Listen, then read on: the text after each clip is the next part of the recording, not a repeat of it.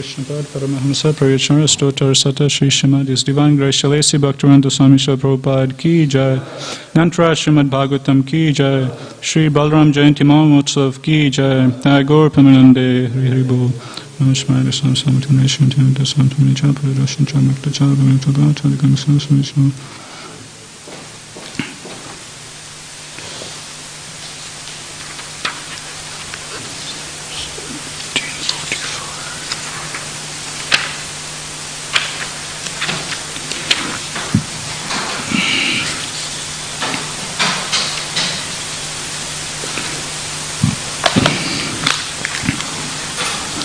Om Namo Bhagavate Vasudevaya. Om Namo Bhagavate Vasudevaya. Om Namo Bhagavate Vasudevaya.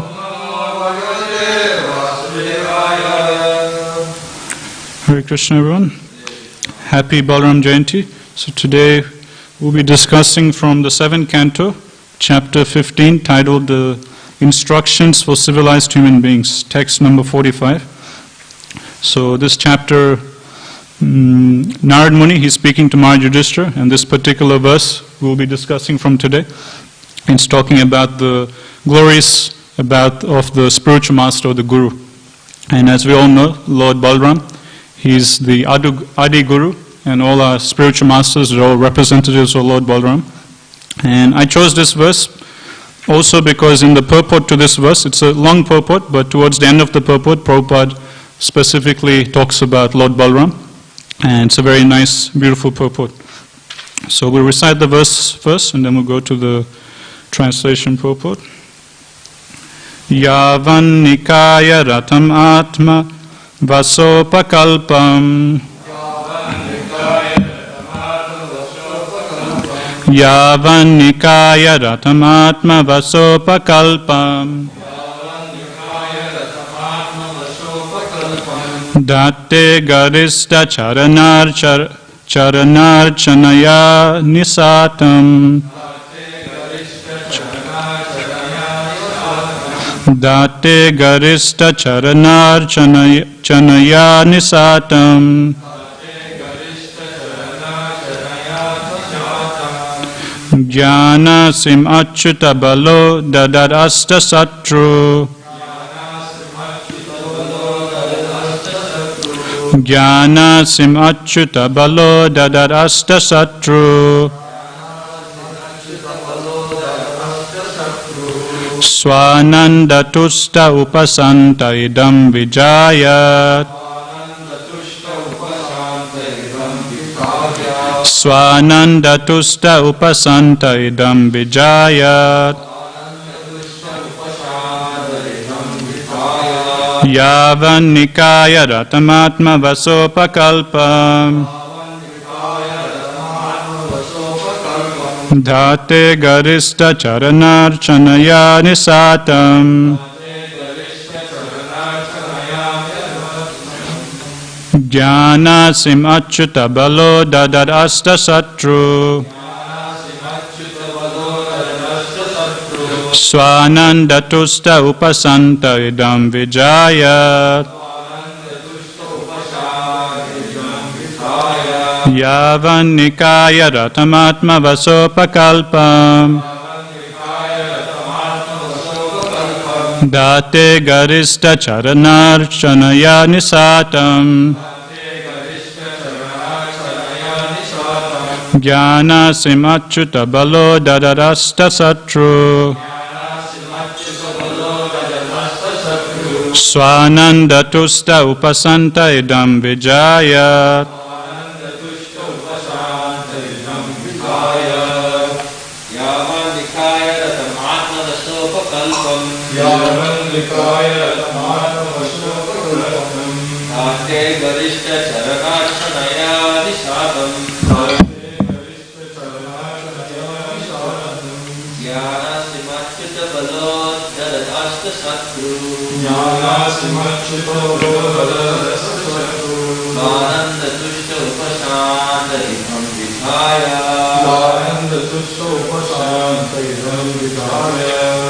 Yavan Vikaya Ratamana Vasopakalpam Datte Garista Charana Chanaya Ishatam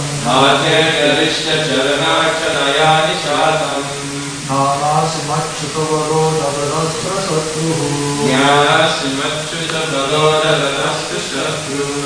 Swananda Tusta Upasantaidam Vidagya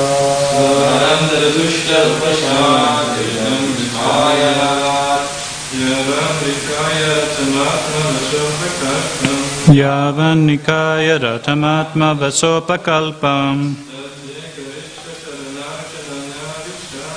Date Garista Charanar Chanaya Nisatam Jnana Simachyuta Balo Dadadasta Shatru Swananda Tusta Upasanta Idam Vijaya.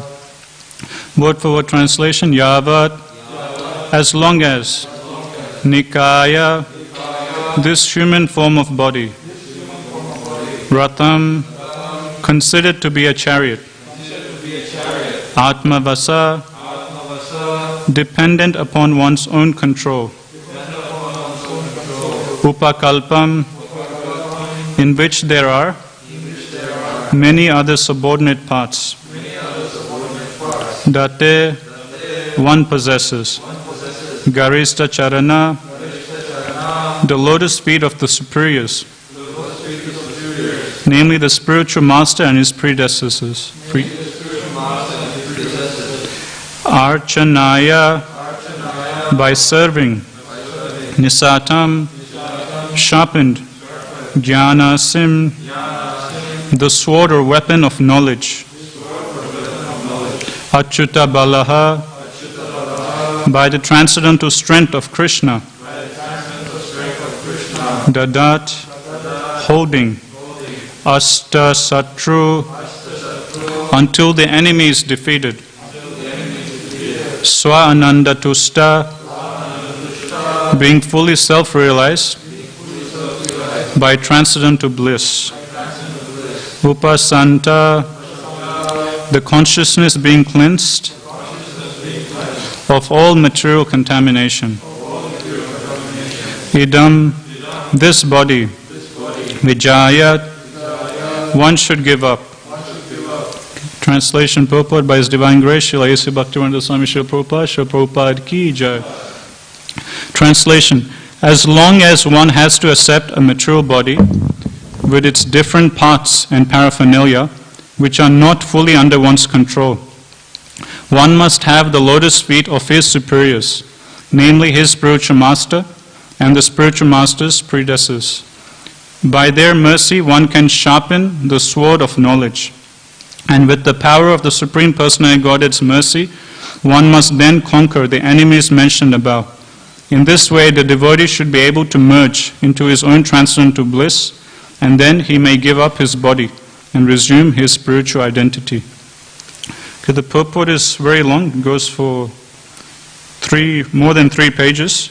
So we will just read the last section of the purport on the last paragraph, which starts with significant in this verse are the words Jnanasim Achyuta Bala. So we read from that last section of the purport, which starts with that. And in this section of the purport, Prabhupada talks about Lord Balaram. So we read this section, then we'll discuss. So this is towards the end of the purport. Prabhupada's writing. Significant in this verse are the words Jnanasim Achyuta Bala. Jnanasim, the sword of knowledge, is given by Krishna. And when one serves the Guru and Krishna in order to hold the sword of Krishna's instructions, Balaram gives one strength. Balaram is Nityananda. Varjendra Nandana Ye Sachi Sutta Hoilo Se. Balaram Hoilo Nitai. This Balaram, comes with Sri Chaitanya Mahaprabhu, and both of them are so merciful that in this age of Kali, one may very easily take shelter of their lotus feet. They come especially to deliver the fallen souls of this age. Papi Tapi Yata Chila Harinama Udarila. Their weapon is Sankirtan, Harinam. Thus one should accept the sword of knowledge from Krishna and be strong with the mercy of Lord Balaram. We are therefore worshipping Krishna Balram in Vrindavan. In the Mukunda Upanishad 3.2.4 it is said, Nayam atma bala hinena labhyo nacha pramada tapaso apilingat ete rupayer yatate yastu vidvams tasye sa atma visate brahmadhama. One cannot attain the goal of life without the mercy of Balram. Sri Narottam Das Thakur therefore says, Nitayera karuna habe vraje radha Krishna pabe. When one receives the mercy of Balram, Nityananda, one can attain the lotus feet of Radha and Krishna very easily. Say sambandhana hi yara brita janma gelatara vidyakule hi karibetara. If one has no connection with Nitai, Balaram, then even though one is a very learned scholar or jnani, or has taken birth in a very respectable family, these assets will not help him. We must therefore conquer the enemies of Krishna consciousness with the strength received from Lord Balram. Om Ajnana Timirandasya Gyananjana Salakaya Chaksu Amritam Yena Tasmei Shri Gurave Namaha. Jai Shri Krishna Chaitanya Prabhu Nityananda Shri Advaita Gadadhara Shivasadi Gaura Bhakta Vrinda. Hare Krishna Krishna Krishna Hare Hare Hare Rama Rama Rama Hare Hare.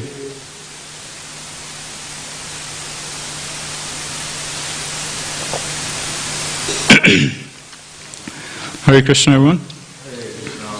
So very happy Balaram Jayanti to everyone again. And as I was mentioned before, so today we'll be discussing from this verse from 7th canto. And this verse is emphasizing, Narmar is emphasizing the reason or the importance of taking shelter of the Guru or the spiritual master. And Prabhupada in his purport, towards the end of the purport, he is explaining that Krishna, he gives us the sword of knowledge with his instructions, and if we follow Krishna's instructions, we can free ourselves from the entanglement in this material world, get liberated, and go back home, back to Goloka, back to Vrindavan. But Prabhupada is explaining in the purport that Krishna has given us this sword of knowledge, but one needs strength to pick up the sword of knowledge and then to use it to cut to pieces all of these different obstacles, anarthas and material desires which are stopping us from going towards Krishna. So yes, Krishna has given the sword of knowledge, but to pick up the sword and to utilize that sword, one needs spiritual strength, one needs bala, strength to be able to pick up that sword. And where does that strength come from? Prabhupada is saying that strength comes from Balram, the Adi Guru. So Balram, by Balram's mercy, one gets the strength to hold up the sword of knowledge and to cut to pieces all material desires and anarthas in our lives. And this is something we've all had experience, that in our spiritual lives, as we practice, we understand or we know that there are certain anarthas we have, and we understand there are certain material desires we have, and we know that certain things we're doing in our spiritual life is not good for us. For example, let's take something like wake up in the morning. We all know that, okay, I should wake up early in the morning. But initially in the beginning days, even though we know this is the right thing to do, still we're unable to do it. Still day in, day out, we're unable to wake up. Or another example like chanting. All of us know that Prabhupada said, everyone's saying that we have to chant attentively our rounds. Day in, every day in the morning, we chant the 10 offenses. And the last offenses is that it's also an offense to be inattentive while chanting. And we've all heard many times Srila Bhaktivinoda Thakur saying that all the other offenses, they all sprout from this one offense of inattentive chanting. So if one chants inattentively, as a byproduct of that, as a result of that, one will end up committing all the other 10 offenses. So Srila Bhaktivinoda Thakur, he explains that if you just simply chant your rounds attentively, then you'll automatically protect yourselves from committing all the other 10 offenses. So we know all this philosophy, this tattva of the holy name, how the holy name is non-different from Krishna, how when we chant Hare Krishna, we are personally seeing Krishna face to face, eye to eye. Prabhupada explains in Bhagavad Gita that when we chant Hare Krishna, Shri Shri Radha Gopinath are personally dancing on the tip of our tongue. So like this, we've heard, read numerous times the glories of the holy name, numerous times the importance of chanting Hare Krishna. Still, when we come and sit down to chant, what happens? Our mind wanders here and there. Even though we know we should chant attentively, even though we know the glories of the holy name, we're still unable to focus, we're still unable to chant attentively. So like this, there's so many things in our spiritual life that we know, okay, this isn't good for me, this is what I should be doing, but we're too weak to be able to do it. And same thing we see Arjuna in the battlefield of Kurukshetra. In that famous verse where Arjuna is saying, Karpanya doso pahata so bhava. Arjuna is telling Krishna that now I'm overcome by this miserly weakness. So Arjuna is admitting that I have this great weakness of heart, I'm unable to fight, you please dissipate this ignorance, you please instruct me, and you please help me overcome this miserly weakness. So this miserly weakness is within all of us. We know what's the right thing to do, but still unable, we're too weak to do it, even though we know this is the right thing to do. So where does one get that strength to be able to do the right thing? That strength comes from Lord Balaram. So it's okay, one thing to understand theoretically, okay, this is right, this is wrong, but to get that determination, that willpower to do the right thing, for that we need to take shelter of Lord Balaram. And Lord Balaram, he's the Adi Guru, as Prabhupada explains in his purports, as is very elaborate explained in Chaitanya Charitamrita, that all the spiritual masters, our spiritual masters, they're all representatives of Lord Balaram.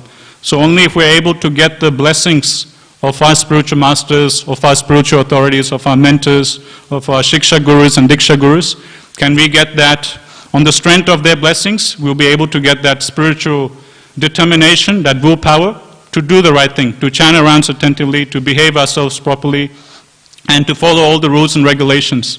Otherwise, on our own, without taking the blessings of our spiritual masters, we'll struggle. We know what the right thing to do, but still we'll end up doing the wrong thing. We won't have that spiritual willpower determination to do it.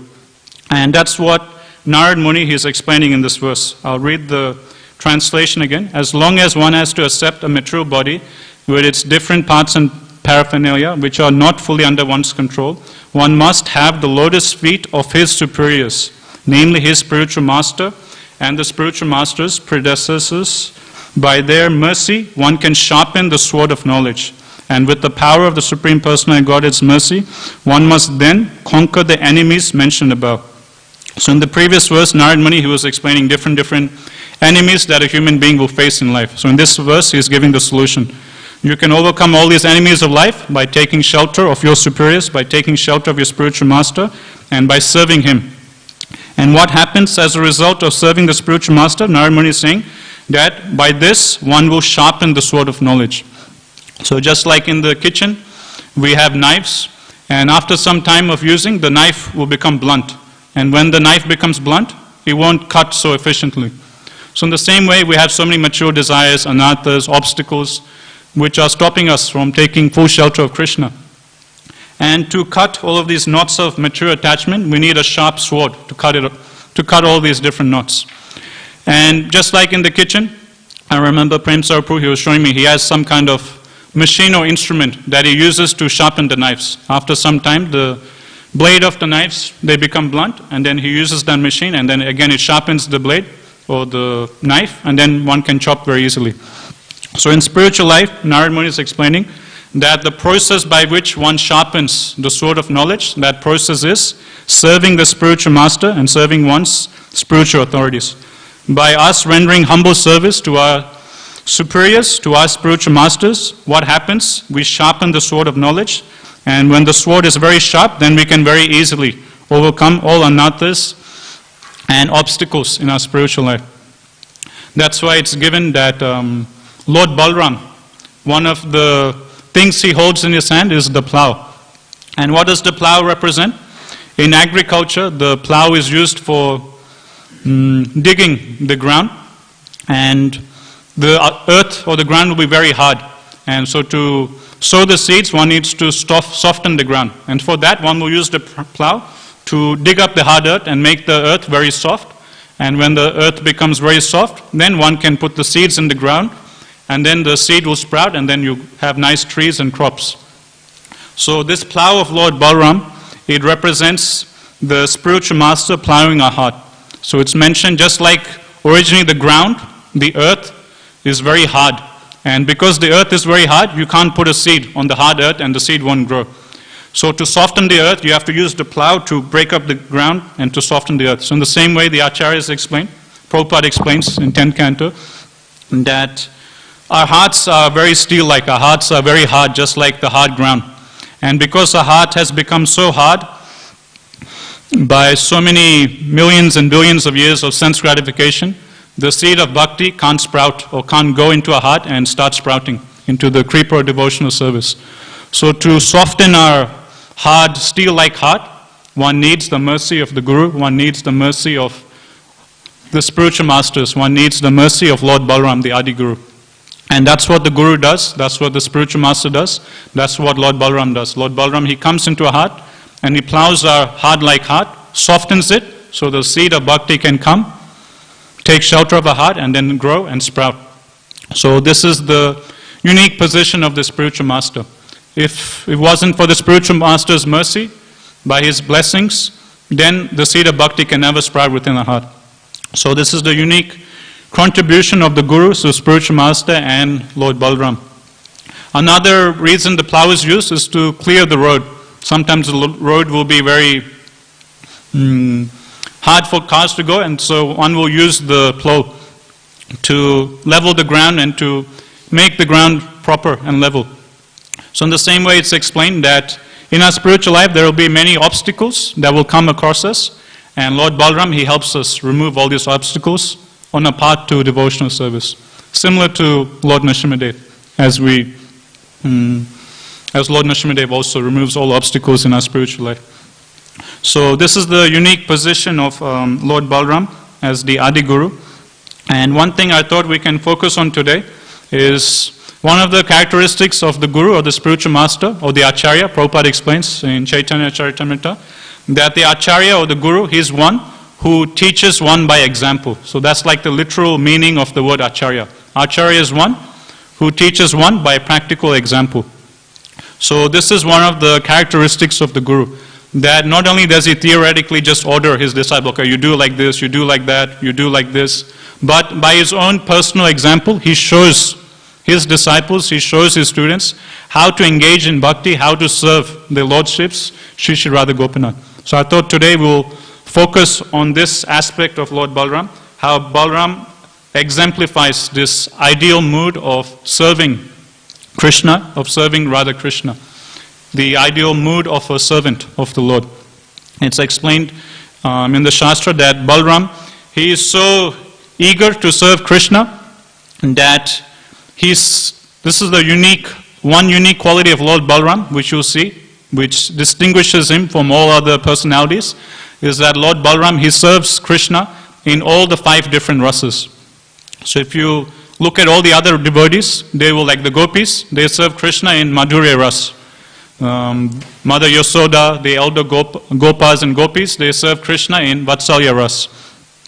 And other devotees, they will have maybe 2 rasas, like Uddhava, he is serving Krishna as a friend, as his cousin, but sometimes there will be a mixture of dasya. Sometimes there will be a mixture of dasya, he will serve Krishna with awe and reverence. So in general, other devotees, they will serve Krishna primarily in one rasa, and sometimes there will be a mixture of little bit of dasya or vatsalya, little mixture of one other rasa. But the unique position of Lord Balaram is that he is so eager to serve Krishna, he is so greedy to serve Krishna, that he engages in serving Krishna in all the 5 different rasas. So the first rasa is Santa Ras. So it's explained, these are all explained in Chaitanya Charitamrita. One very nice chapter to read today is the 5th chapter of Adi Leela. So the 5th chapter of Adi Leela talks about the glories of Lord Nityanandaram, who is none other than Lord Balaram, as we heard from Prabhupada today. And in that chapter, the whole tattva of Lord Balaram, whole tattva of Lord Nityananda is so elaborately explained by Krishnadas Kaviraj Goswami. So it's explained that as Santa Ras, Lord Balaram, it's explained he expands the whole spiritual world. The whole spiritual world is actually all a manifestation, Lord Balaram. Goloka Vrindavan, Vaikuntha Dham, all the Vaikuntha planets, all the different abodes in the spiritual sky, that's all manifesting from Lord Balaram. Not only that, but even all the material worlds, that's also a manifestation of Lord Balaram. Then further on it's described that Lord Balaram, he expands as all the different paraphernalia to decorate Krishna's body. For example, we see Radha Gopinath dressed very beautifully today. So it's explained that Lord Balram, he expands as the crown or the turban of Krishna, Gopinath. He expands as Krishna's flute, the different jewels that Krishna is wearing, the different ornaments, and so on and so forth. So all the different jewelry, the dresses, the garments, everything that Krishna is wearing to decorate himself, that's all Lord Balram. And what is the mood in which Lord Balram is expanding as all the different jewelry and ornaments of Krishna's transcendent body? It's explained that Krishna, his name is Krishna, which means all attractive. So Krishna's business is to attract the fallen conditioned souls to his lotus feet. So that's what's Krishna's business, that he wants to attract all the fallen conditioned souls to him, and in this way take them back home, back to God, and engage them all in his loving service. Now Lord Balram's mood is such that, what's the mood of the servant? The mood of the servant is to see what is the desire of the master and to assist the master in fulfilling his desire. So Balram, he understands that this is Krishna's mood, that he wants to attract the attention of all the living entities, and he wants to bring them back to Goloka and engage them in his service. So Lord Balram, to assist Krishna fulfill this desire, Lord Balram, he expands as all different ornaments and jewelry of Krishna to make Krishna even more attractive. So Krishna is already attractive, but Lord Balram is thinking that I want to make Krishna even more attractive to the conditioned souls. So therefore Lord Balram, he manifests himself as a beautiful crown of Krishna, as a beautiful turban of Krishna's, as Krishna's flute, ornaments, jewels. And in this way, in this mood, Lord Balram, he comes to serve Krishna. That let me expand as different jewelry and ornaments of Krishna, and let me go and decorate Krishna's body, by which Krishna will become even more beautiful, Krishna will become even more attractive, and in this way Krishna can attract more and more fallen conditioned souls to his lotus feet. So in this way, also Lord Balram, he expands as Krishna's bed, and so on and so forth. So in this way, Krishna's slippers, so this is all Lord Balram. And then next we have Dasya. And Dasya Ras you will see throughout all the rasas, like it's explained in Nectar of Devotion, that the primary quality which is there present through all the different rasas is Dasya. So Nanda Maharaj and Mother Yasoda, although they're in Vatsalya Bhav, still they're serving Krishna in Vatsalya Bhav in the mood of servitude. And the gopis, although they're in Madhurya Bhav, they're serving Krishna in conjugal love in the mood of a servant. They're thinking, okay, if I dress myself very attractively, Krishna will get pleasure. So this mood of Dasya is always there.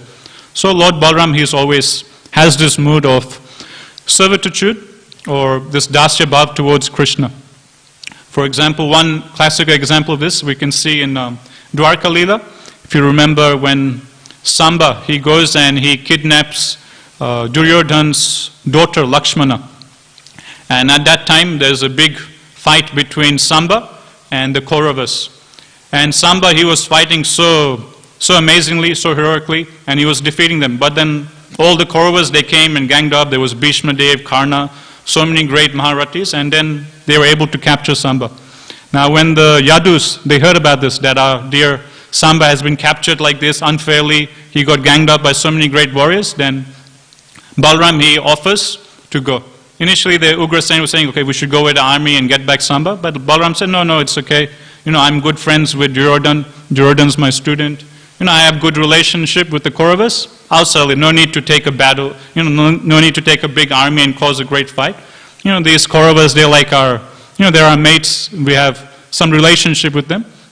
I'll sort it out. No need to do any of this. So Lord Balram goes confident that he'll be able to appease the situation and bring back Samba.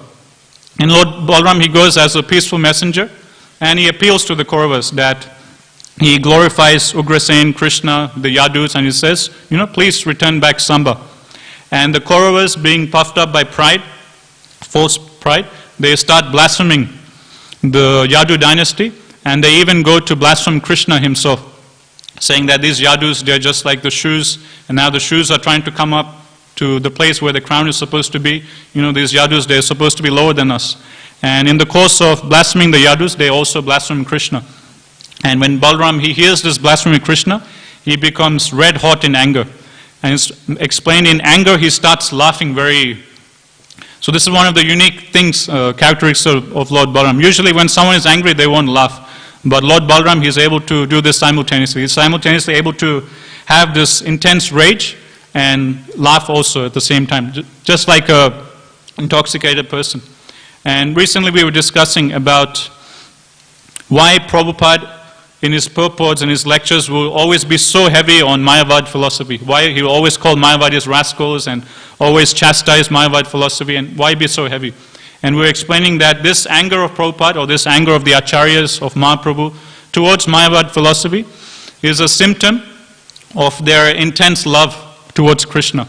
And we're given the example that just like if someone is very dear to us, let's say our mother or father, and if some random guy just comes and tells us that your mother, she has no hair, your mother is bald, your mother, she has no eyes, your mother is blind, your mother, she has no arms, your mother is armless, your mother, she can't speak, and your mother, she doesn't have ears, she's deaf. If someone says something like to us, we'll immediately be enraged. How dare you say, speak such blasphemy about mother, and we immediately chastise that person and do something to stop that person. So that anger that we feel when we hear the blasphemy of our mother or dear loved one, that anger is justified, and that anger is a sign of our love towards our mother. So in the same way, when Mahaprabhu, he becomes so angry at Mayavad philosophy, when Srila Prabhupada, when he's showing this anger towards Mayavadi philosophy, this anger is a symptom or is a sign of their intense love towards Krishna. And we see the same thing with Lord Balaram in this situation. When he's hearing this blasphemy of the Yadu dynasty of Krishna, Lord Balaram, he can't tolerate it. And in great anger, he then starts chastising the Kauravas. And in course of chastising Kauravas, he starts glorifying Krishna. That our Krishna, he is so great that great demigods like Lord Shiva, Lord Balaram, they come, Lord Shiva and Lord Brahma, they come and they take the dust, they beg for the dust of Krishna's lotus feet. And in this way, all the demigods throughout the whole universe, they coming and taking shelter of my Krishna. The goddess of fortune, Lakshmi Devi, she is taking shelter of my Krishna.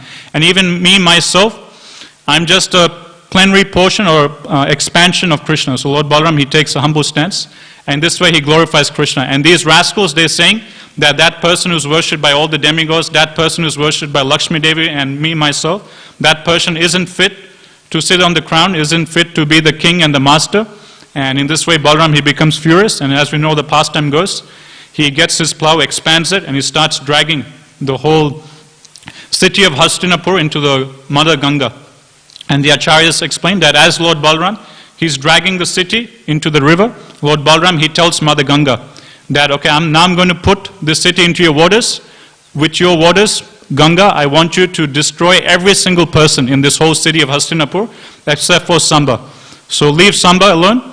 Don't destroy him, but except for Samba, I want you to destroy everyone else in the city with your waters. Then as we know the story goes, then the Kauravas, they come to senses and they beg forgiveness from Lord Balaram. So this is one instance or a pastime where we see this mood of Lord Balaram's Dasya Bhav. So the servant, he loves his master so much that if he hears any blasphemy or criticism of his master, then immediately he comes to defend. Or immediately he chastises that person who is blaspheming his master. And in general, it's given Rajalila that although Balaram is Krishna's elder brother, and Krishna would come and serve Lord Balaram and massage Krishna's feet, it's also given that sometimes Lord Balaram, he would also massage Krishna's feet also. So in this way, we'll see Balaram's Dasya Bhav will come. Next is Sakya Ras. So that's the rasa of dealing with the Lord as one's friend. So throughout the whole Krishna book, Vajalila, we see so many beautiful pastimes or descriptions of how Krishna, Balaram and the cowherd boys, they would play and enjoy pastimes with each other. There's in the second volume of 10th canto, in that chapter, I think it's chapter 18, the killing of Pralambasura. In that chapter, Sukadeva Goswami, he breaks up the different childhood games the cowherd boys would play with Krishna and Balaram. And he explains different pastimes, and the acharyas, they give further details. For example, it's given that one thing they read it out, there's Sukadeva Goswami explains that the pastimes or the different games of the cowherd boys can be divided into these 7 or 8 different things. One is whirling, jumping, hurling, slapping, dragging, wrestling, and grabbing. Okay, so there's like 7. So first is whirling. So how did the cowherd boys used to play this? It's explained, the acharyas explained, that sometimes the cowherd boys, they used to pretend to be some kind of spinning machine, and they would just twirl around and round and round and round and round until they become dizzy, and then they would fall on the ground and they would take some rest. So in this way, they would pretend to be some kind of turning machine. Then we have jumping, and this is more elaborately described in other chapters. For example, they would imitate the jumping of different animals. For example, there'll be a monkey sitting silently somewhere, and they would very slowly creep up to the monkey and sit very silently next to the monkey. And when the monkey realizes that someone is sitting next to it, and the monkey becomes scared and jumps, then they would also jump after the monkey, imitating the monkey. And another example is that of a frog. A frog will be very peacefully sitting on the side of some lake or pond, and the cowherd boys will again sneak up on the frog and come close to the frog. The frog will get scared and the frog will jump into the pond, and the cowherd boys will imitate the frog and also jump along with the frog into the pond, scaring the frogs even more. In this way, they would imitate the jumping of different animals like frogs and monkeys. Then next is hurling. It's given different fruits like amalaki, bale fruits. They would hurl into the sky, and they would play different games by hurling different fruits and stones for fun. For example, it's given one particular hurling game they used to play with fruits is that first they will get one fruit and they'll throw that fruit high up into the sky. Then they will get another fruit, and using that second fruit, they will try and hit that first fruit they threw in the sky. And I think in Olympics, there's a particular game like this. I've just seen on TV, they shoot something in the sky, and then they have to use a gun or something and try and hit that target. So in the same way, these cowherd boys, they play this particular game with fruits. They'll first throw one fruit high up into the sky, and the game or the challenge will be to pick another fruit, and let's see who can hit that fruit which is flying in the sky and coming down. And whoever can hit that fruit with the second fruit, that cowherd boy is the winner of that game. So that's hurling. Then there is slapping. So as friends sometimes we'll go, oh, Hare Krishna Prabhu, how are you going? And then you give a nice big slap on the back of that devotee. How's it going, Prabhu? Or that was a nice kirtan you did. And we make a loud slap on the back of that particular devotee, annoying that particular Prabhu. So in this way, the cowherd boys, they used to slap each other on the back, just as friends. And then next is dragging. So it's explained, the acharyas explain, that sometimes just for fun, they would just grab each other by their arms and just drag each other here and there and just throw each other here and there. They would just grab one cowherd boy and just throw them here, and this way they would friendly grabbing and throwing is given. Not only that, Sukadeva Goswami explains that sometimes they would even grab each other by their hairs. So as we know this, if we look at these beautiful paintings done by Prabhupada's devotees of the cowherd boys, you'll see they have very nice, beautiful long hair. So for fun, sometimes they would just grab each other by their long hair and just drag each other by their hairs. Then there's wrestling. So they would wrestle with each other and fight. And it's also given by Sukadeva Goswami that they won't just engage in ordinary wrestling and fighting, but they would imitate different fighting methods of different animals. For example, bulls, they have a certain way of fighting, so they will imitate the fighting method of bulls.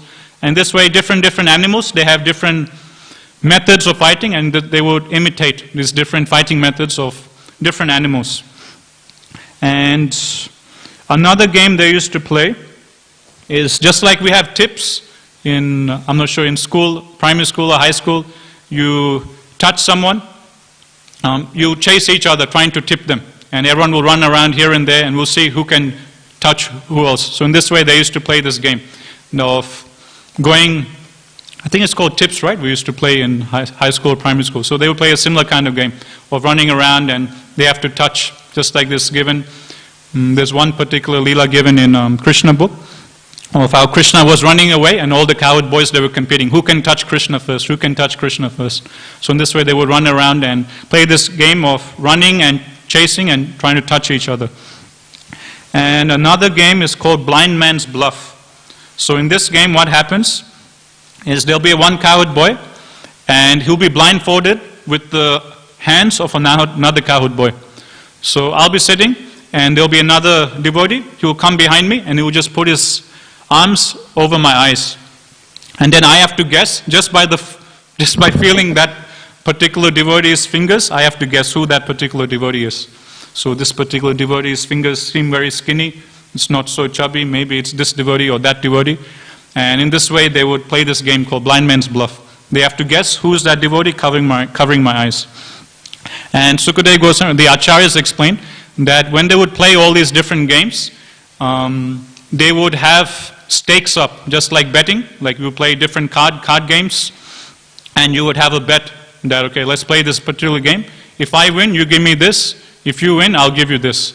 So in this way, they would have stakes up while playing these games, and they would bet each other, and in this way they would engage in transcendental gambling. For particular, especially in games like wrestling, they would put up these bets or stakes up that, okay, we're going to wrestle. If we're the winner, this is what you have to give in return. If I'm the winner, okay, I'll give you this in return.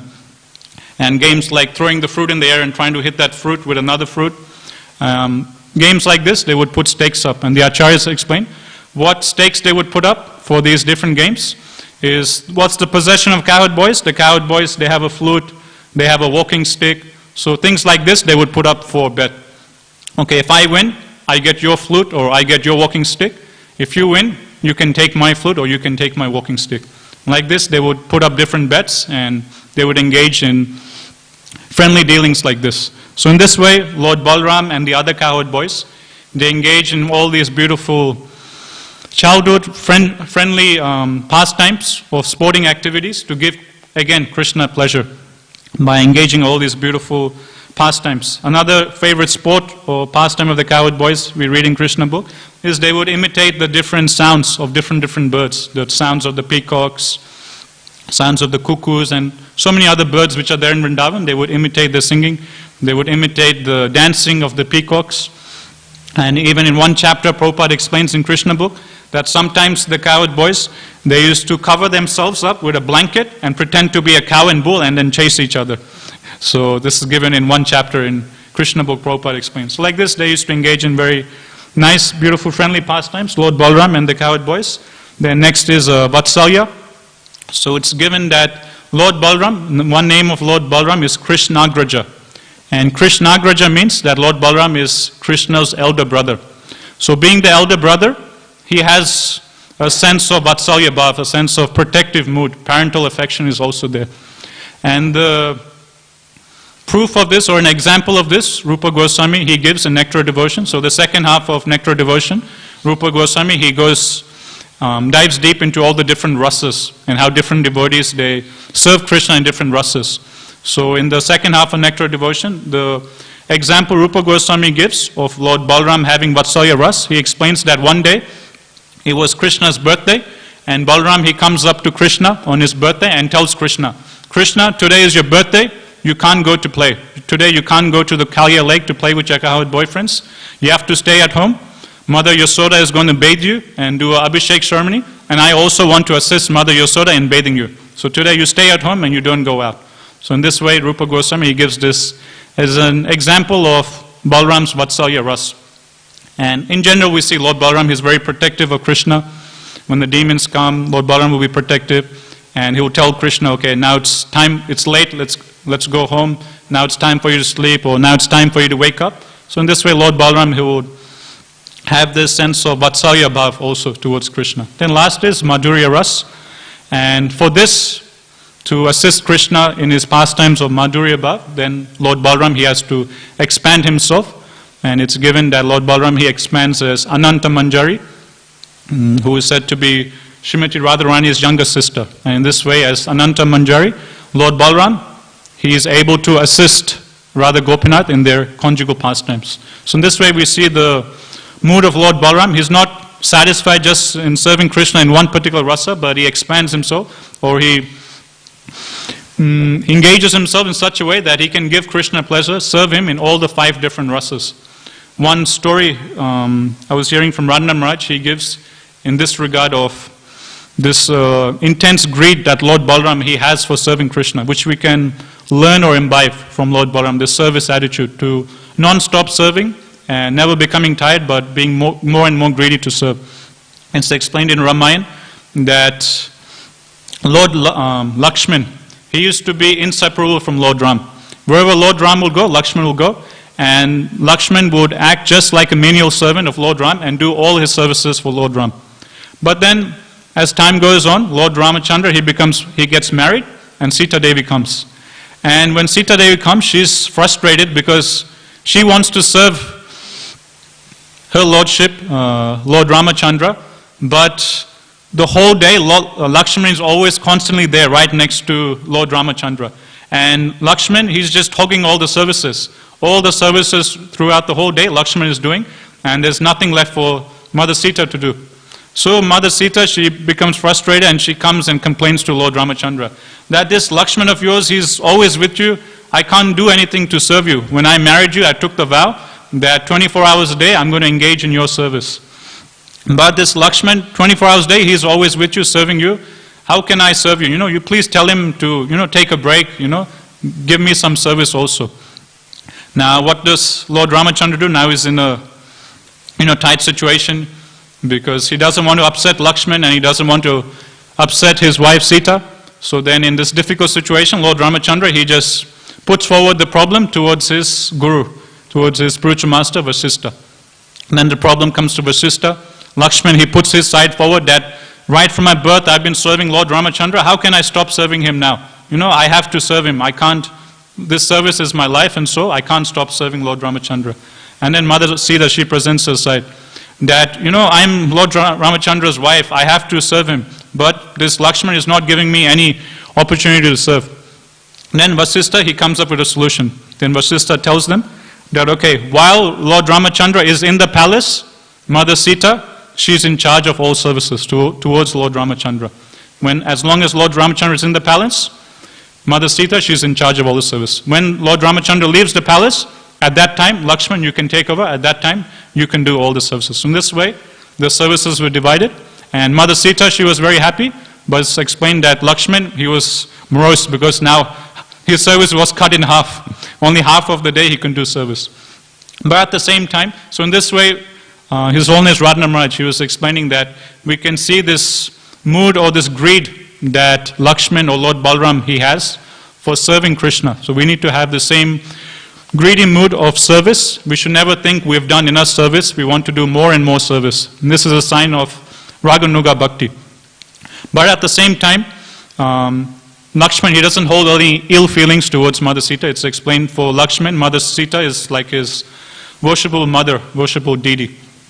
And in the, the Chaitanya Charitamrita in Adi Leela, Krishnaraj Kaviraj Goswami explains that during Ram Leela, Lakshman, he had to go through great ordeals. He had to do, because in Ram Leela, Lakshman was the younger brother of Lord Ramachandra. Whatever Lord Ramachandra said, he had to follow. Even though that order of Lord Ramachandra was very difficult to fulfill, Lakshman will be forced to follow that order because he is the younger brother. And examples of this is, for example, in relation to Mother Sita, at the end, when Lord Ramachandra, he sent Mother Sita to exile, he asked Lakshman, you take Mother Sita and you send her to the forest, to Valmiki's ashram. And it's explained that as Lakshman is taking Mother Sita to the forest, throughout the whole journey, Lakshman is just incessantly crying and crying and crying.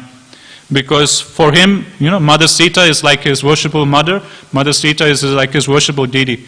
And for him to take Mother Sita and to send her into exile is completely unthinkable. But what to do? He's the younger brother, he has to follow whatever his elder brother tells him to do. So all the while he's carrying Mother Sita into exile, it's explained that Lakshman is just incessantly just crying and crying and crying. At this time, Lord Lakshman, he thinks to himself that this is it, I can't take this anymore. Being the younger brother is too much surrender, too much austerity. I can't take this anymore. Next time we come, I'm going to be the elder brother. No more being the younger brother. So in this way, Krishnaraj Kaviraj Goswami explains in Adi Leela, chapter 5, that as Lakshman, in Ram Leela, Lord Balaram was the younger brother, but then he tells himself, okay, next Leela, I'm going to come as Krishna's elder brother. And now I don't have any obligations to follow Krishna. If I don't like what Krishna is saying, I can just, ignore that. I don't have to follow that. So then Krishna, he comes, Lord Balaram, he comes as Krishna's elder brother in Ram Leela. Now, another pastime I was hearing Ghanshyam Prabhu, he was mentioning this nice pastime in Damodar Leela of Lord Balaram. Again, we see this mood of servitude of Lord Balaram, this protective mood that Lord Balaram he has towards Krishna. So in Damodar Leela, we know that Mother Yasoda, she ties up Krishna to the grinding mortar, and then Balaram and the other cowherd boys, they come, and when they come, they see, what's this? Krishna's bound up. Who has done this? Who has bound up our Krishna to this grinding mortar? So when Balaram he sees this, that someone has tied up his Krishna, his most worshipful Lord, to this grinding mortar, Balaram he immediately becomes angry.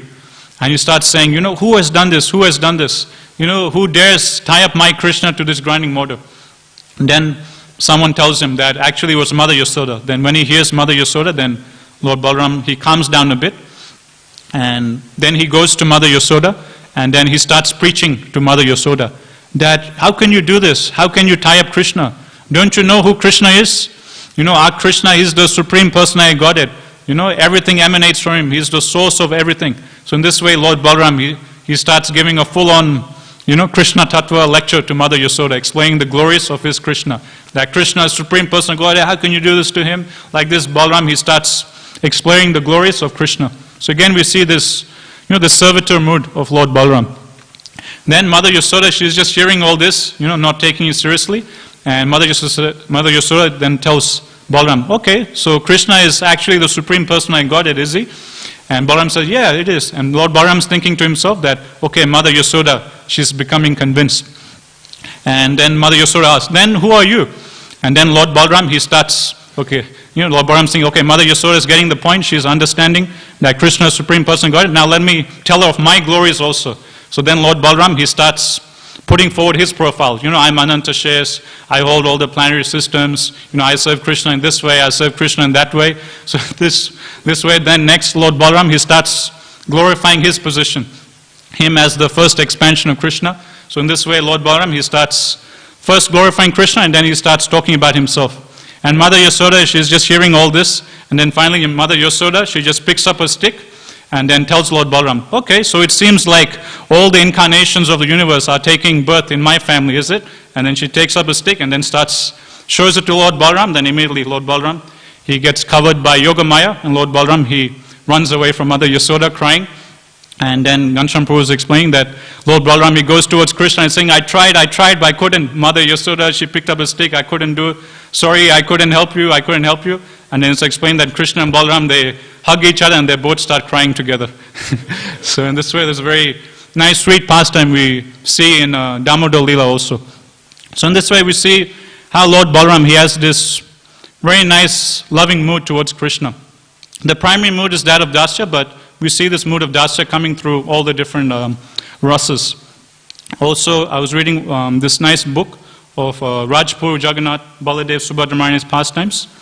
These famous deities are in Mayapur, and they're said to be non-different from the Jagannath, Baladev, Subhadramani deities in Jagannath Puri.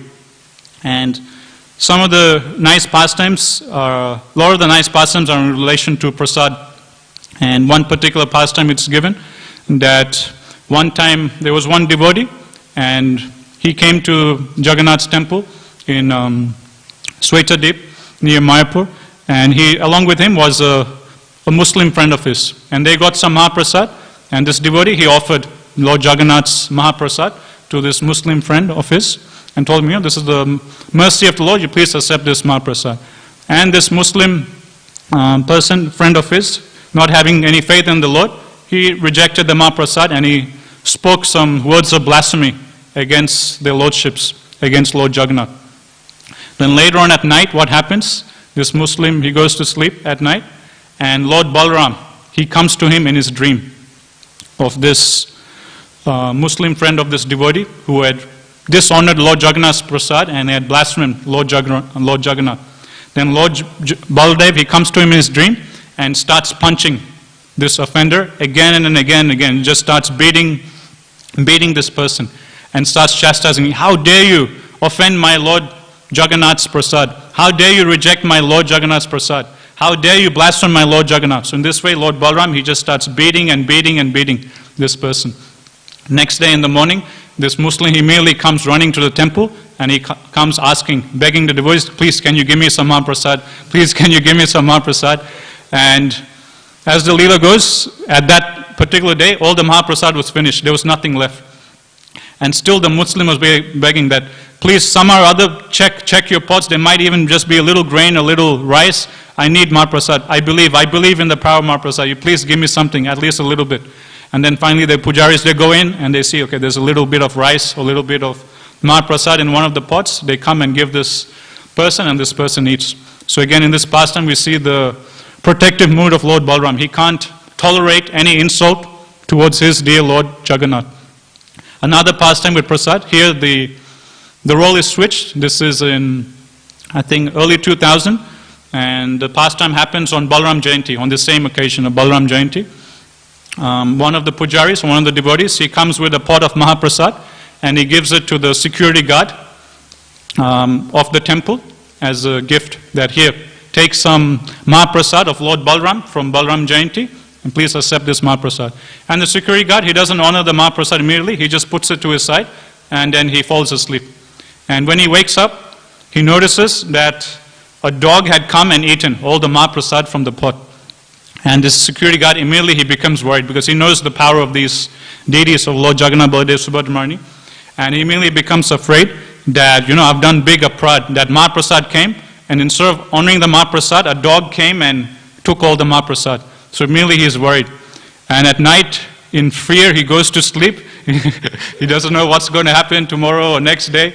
And in his dream, again, this time Balaram doesn't come, Lord Jagannath, he comes in his dream.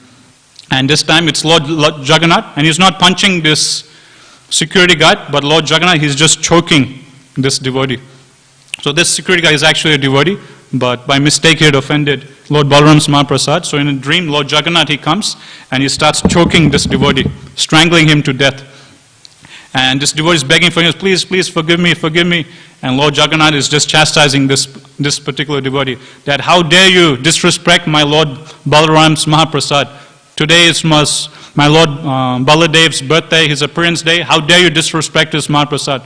The only way you can atone for this sin of disrespecting his Mahaprasad is by dying, is by being killed by my hands. I'm going to choke you to death.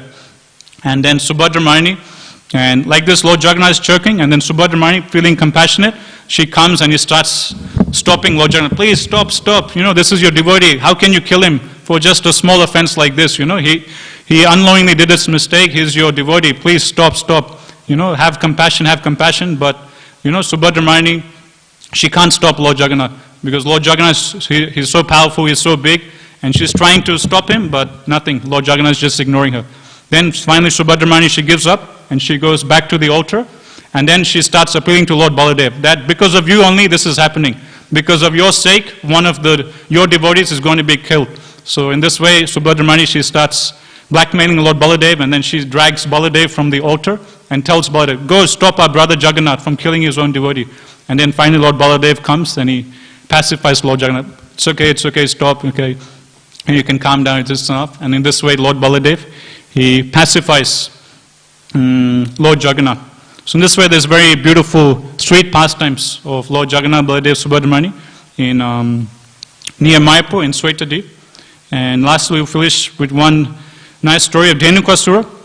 I was reading recently how Srila Bhaktivinoda Thakur, he explains how different demons in Rajalila, they represent different demons, different anarthas we have in our heart. And with the story of Dhenukasura, Bhaktivinoda Thakur explains